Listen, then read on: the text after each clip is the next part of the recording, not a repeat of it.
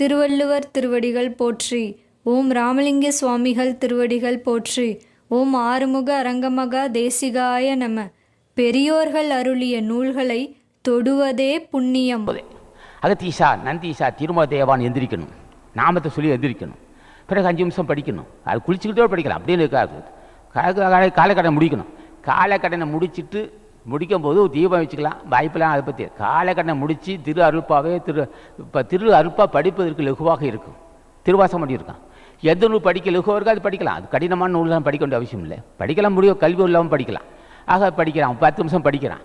ஒரு 5 நிமிஷம் அகத்தீசா நந்தீசா திருமல தேவா ராமலிங்க சாமிகளே, மாணிக்க வாசகா, தாய்மார் சாமிகளே, பட்டத்தாரையா, பத்திரிகைநாதரே, திருஞான சம்பந்தரையா, திருநாவுக்கரசரையா, பதஞ்சலி முனிவா, அருணகிரிநாதா, அத்திரிமகரிஷியா, இப்போ சுந்தரமூர்த்தி அண்ணாரையா, புகழ் சோழனையா, சுந்தரானந்தரையா, குமரகுருபரனே, நந்தீசா அகத்தீசா சர்க்குருநாதா ஃபோயானா.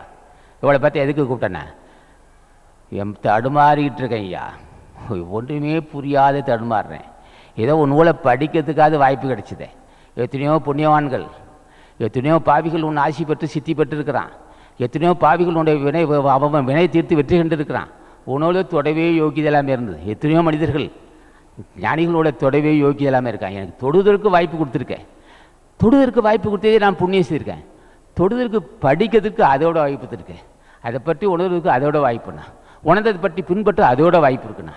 பெரியவங்க தொடுவதும் படிப்பதும் பேசுவதும் புண்ணியமாகும். அது 10 நிமிஷம் நூல், 5 நிமிஷம் நூல் படிக்கிறோம், ஒரு 5 நிமிஷம் நாமத்தை சொல்கிறோம், கடமை செய்கிறோம். எல்லா நன்மைகளும் உண்டாகும். பெரியோர்கள் திருவடியை பூஜித்தார். நாமத்தை சொல்லி காலையில் எந்திரிக்கும் போதே இது குளிச்சுட்டு காலை கடன் முடிச்சுட்டு சாஸ்தாங்க, ஆண்கள் என்றால் சாஸ்தாங்கம் மிகுந்து வணங்க வேண்டும். பெண்கள்லாம் மண்டிட்டு வணங்க வேண்டும். இப்படி வணங்கி ஆசி பெற்று வந்தால் உள்ளம்பு தூய்மையாக இருக்கும், வறுமையெல்லாம் வாழ்வு வரும், வினையை வெல்லலாம். நான் தான் சொன்னேன், வினையை பல முக சொல்லியிருக்கிறேன். வினை இருந்தால் எந்த காரியம் செய்ய முடியாது. வினையை வெல்லலாம், நல்லபடி அமையும், நட்பு பெருகும், உயர்ந்த சிந்தனை வரும், உடல் ஆரோக்கியம் இருக்கும், எல்லா காரியமும் நல்லபடி நடக்கும்.